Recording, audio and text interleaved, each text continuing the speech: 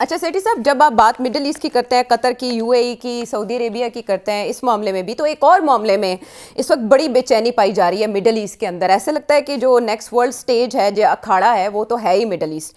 ایسے میں جب اسرائیل میں ایک امریکی سفیر ہے مائک ہکبی، ان کا ایک انٹرویو ایک پوڈ کاسٹ میں سامنے آیا، اور اس میں انہوں نے کہا کہ اسرائیل کو یہ رائٹ مذہبی طور پر حاصل ہے کہ وہ مشرق وسطیٰ کے کچھ علاقے ہڑپ کر سکتا ہے. انہوں نے باقاعدہ اس کی تشریح کی، اور بار بار ہوسٹ کے پوچھنے پر، جو اینکر تھے ان کے پوچھنے پر بھی انہوں نے اس کی وضاحت دی. لیکن جب ریاکشن آیا تو انہوں نے اس پہ یو ٹرن لیتے ہوئے کہا کہ کچھ زیادہ ہی بڑھا چڑھا کر ان کے بیان کو، جیسے کہ کہا جاتا ہے کہ پیش کیا گیا اور ان کا یہ مطلب نہیں تھا، وہ تھوڑے سے ایکسپلین کرنے کی طرف چلے گئے. سیٹھی صاحب، یہ بیان کیا پریزیڈنٹ ٹرمپ کی ان کوششوں کے متضاد نہیں ہے جو وہ بورڈ آف پیس کے ضمن میں کر رہے ہیں؟ جی بالکل ایسی ہے، مگر یہ ایمبیسڈر بھی تو اسی لیے لگایا تھا نا کہ اتنا پرو اسرائیلی ایمبیسڈر آج تک کبھی نہیں ہوا کوئی.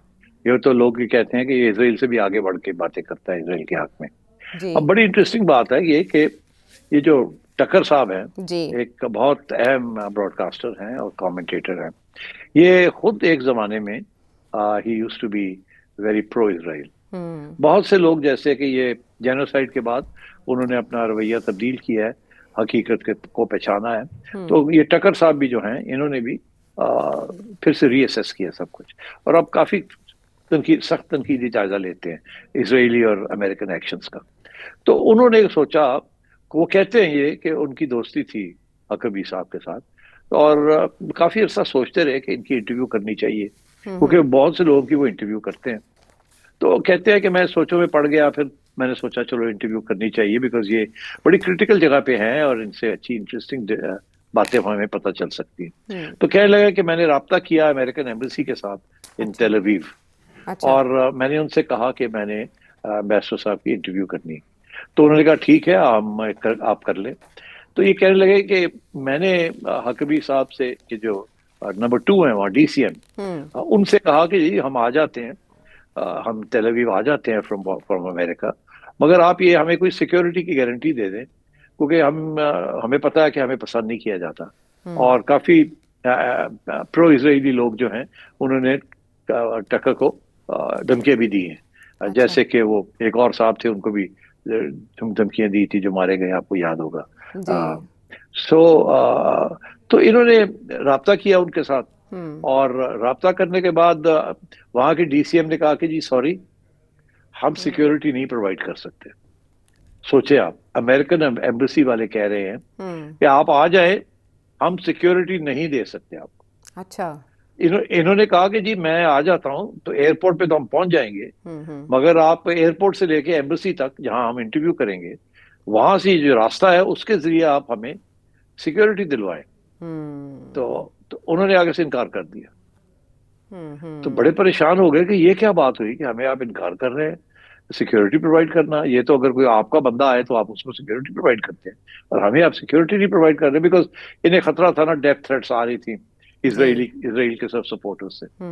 تو کہنے لگے کہ پھر میں نے ان سے یہ کہا کہ اچھا تو پھر ہم ایئرپورٹ پہ ہی انٹرویو کر لیتے ہیں، اگر آپ نہیں ہمیں سیکیورٹی دینے کے لیے تیار to come to the American embassy, تو آپ ہمیں ایئرپورٹ پہ کر دیں، انٹرویو کر دیں. انہوں نے کہا اچھا ٹھیک ہے، آپ کی ہم ایئرپورٹ پہ انٹرویو کروا دیتے ہیں. اچھا. تو کہنے لگے کہ ہم وہاں پہنچے تو ہم 5-6 لوگ تھے، میرا پروڈیوسر تھا، ہم تھے، کیمرہ مین تھے، یہ تھے وہ تھے. تو انہوں نے جو اسرائیلی جو وہاں تھے انہوں نے ہمارے پاسپورٹس لے لیے اور ہمیں ایک کمرے میں لے گئے. کہنے لگے یہاں آپ کی انٹرویو ہوگی. تو کہنے لگے وہاں امریکن تھے اور وہ ایمبیسڈر صاحب آئے اور ہم نے انٹرویو کی. اور کہنے لگا کہ میں نے پھر کچھ سخت سوال بھی پوچھے، جس سے ایمبیسڈر صاحب جو ہے انہوں نے کوئی ایک تو ایسے بیان دیے جس کے ساتھ کہتا ہے میں ہل گیا. اور ان میں سے ایک بیان یہ ہے جس کا ذکر آپ نے کیا کہ ایمبیسڈر صاحب کو پوچھا گیا کہ آپ کا کیا خیال ہے کہ اسرائیل کے یا جوز کے کیا حقوق ہے. تو انہوں نے کہا کہ بائبل میں لکھا ہوا ہے کہ یہ جو سارا علاقہ ہے نائل سے لے کے یوفرٹیز تک، نائل ایجپٹ کے اندر، یوفرٹیز سیریا کے اندر، تو مطلب ہے کہ وہ کہہ رہے ہیں کہ یہ جو سارا علاقہ ہے یہ سارے کا سارا جو ہے اللہ تعالیٰ کے جو دا گاڈ آف دا جوز اس نے جوز کے لیے دیا تھا. اور یہ جینیسس ہے جو کتاب ہے اس کے اندر یہ لکھا ہوا ہے. تو اس نے کہا کہ میں تو حیران ہو گیا کہ یہ بات کیا کر رہا ہے. اس نے کہا کہ آپ کیا کہہ رہے ہیں کہ یہ علاقہ جو ہے یہ اسرائیل کا ہے، جوز کا ہے، اور یہ لے سکتے ہیں اور ان کو لینا بھی چاہیے؟ تو اس نے کہا ہاں کیوں نہیں. تو اس نے کہا کہ میں نے ان سے کہا کہ 5,000 سال، 4,000 سال، 3,000 سال پہلے اگر ایسی کوئی بات لکھی ہوئی ہے تو یہ بتایا. اب تو وہاں ملک بن گئے ہیں. وہاں ایک طرف ایجپٹ ہے، پھر جارڈن ہے، پھر سیریا ہے، پھر عراق ہے اور پھر سعودی عربیہ بھی ہے. جی تو آپ تو یہ کہہ رہے ہیں کہ یہ سارے کا سارا علاقہ جو ہے یہاں یہودی ہونے چاہیے. یہ ان کو اللہ تعالیٰ کی طرف سے یہ ان کے گاڈ نے ان کو یہ دیا ہوا سارا علاقہ، اور ان کو حق ہے یہ لینے کا. تو آگے سے وہ کہتا ہاں. تو ہی واز ٹکر کارلسن کہتے ہیں میں تو آئی واز شاکڈ جی کہ یہ کیا بات کر رہے ہیں یہ. تو اس نے ان کو کھینچا. تو پھر یہ حکیم بھائی صاحب تھوڑا بہت ادھر ادھر ہونے کی کوشش کی، مگر ظاہر ہے اتنا خطرناک بیان دیا انہوں نے کہ ہاں لینا چاہیے ان کو. تو یہاں سے یہ ساری بات چلی ہے. اور اب ٹکر کو دھمکیاں آ رہی ہیں، اور امبیسڈر جو ہے اس کے خلاف بہت سی ایک ریئیکشن آیا ہے لوگوں کا کہ یار یہ تم کیا بکواس کر رہے ہو. اور یہ امریکن امبیسڈر ہے. یہاں تک کہ واشنگٹن کے another state department white house میں جو ان آفیشیل سورسز ہیں وہ یہ کہہ رہی ہیں کہ امبیسڈر کو یہ حق نہیں تھا یہ کہنے کا، یہ اس کی ریمٹ نہیں ہے. مطلب ہے اس کو یہ نہیں کہا گیا تھا کہ یہاں اتنی آگے آپ چلے جائیں. یہ تو آپ نے تو بالکل اسرائیل کے گود میں جا کے بیٹھ گئے. وہ بھی یہ اتنی بڑی بات نہیں کرتے جتنی بڑی بات آپ نے کر دی. تو یہ اچھا خاصا وہاں شور پڑا ہوا ہے. مگر اس کے ساتھ یہ ہوا نا، کیا واضح ہو گیا نا کہ اصلی اسرائیل کے جو مقاصد ہیں وہ کتنے گہرے ہیں، کتنے لانگ ٹرم ہیں، اور کتنے خطرناک ہیں. لیکن وہ امریکہ کے ساتھ الائنڈ ہے نا. وہ تو اس کا مطلب ہے کہ امریکہ بھی آن بورڈ ہے. اگر یہ امریکہ کے سفیر ہیں اسرائیل میں تو اس کا مطلب ہے مائنڈ سیٹ تو ایکسپوز ہو گیا. ہاں مگر یہ اس کا یہ مطلب نہیں ہے کہ امریکہ کا یہی آبجیکٹو ہے. نہیں، یہی تو پرابلم بن گیا نا کہ امبیسڈر صاحب جو ہیں وہ اسرائیل کی لائن کو بہت پش کر رہے ہیں، مگر کیا یہ ڈونلڈ ٹرمپ کی لائن ہے؟ اور زیادہ تر جو تبصرے ہو رہے ہیں وہ کہتے ہیں یہ ڈونلڈ ٹرمپ کی لائن بالکل نہیں ہے.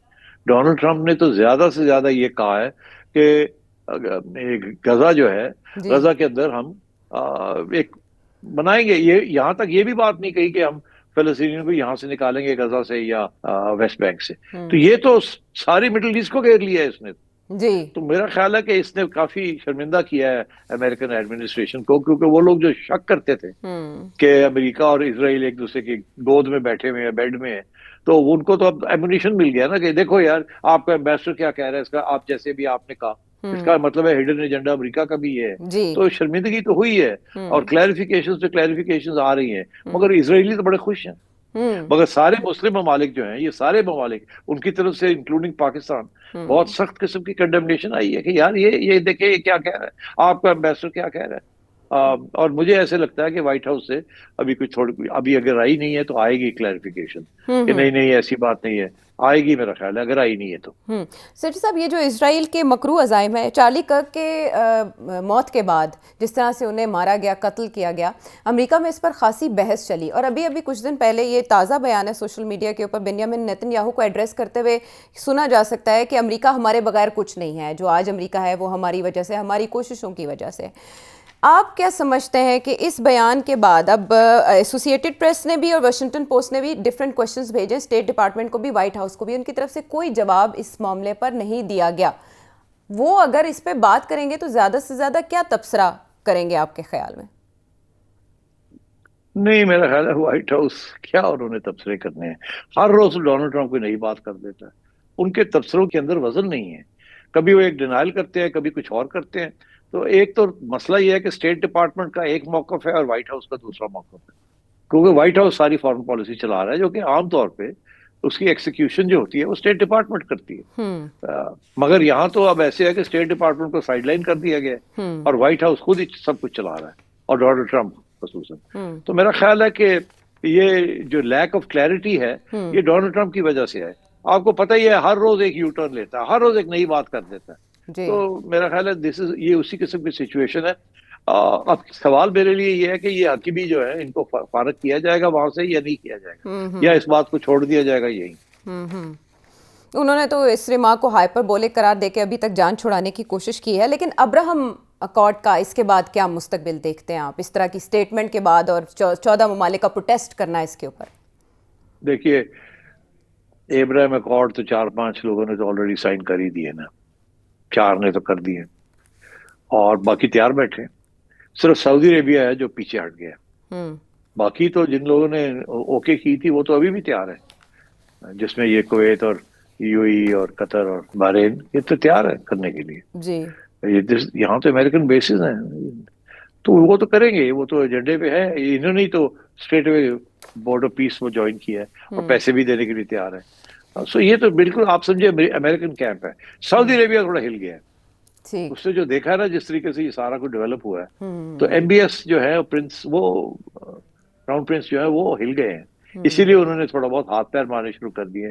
ایک پاکستان کے ساتھ اور گہرا تعلق، وہ ایک ٹرکی کے ساتھ، اور اب وہ میرا خیال ہے چائنا کے ساتھ بھی اوپننگز کر رہے ہیں. سو آئی تھنک مجھے تو فکر ہے کہ یہ ایم بی ایس کے خلاف اگر امریکہ ہو گیا تو پھر کیا ہوگا.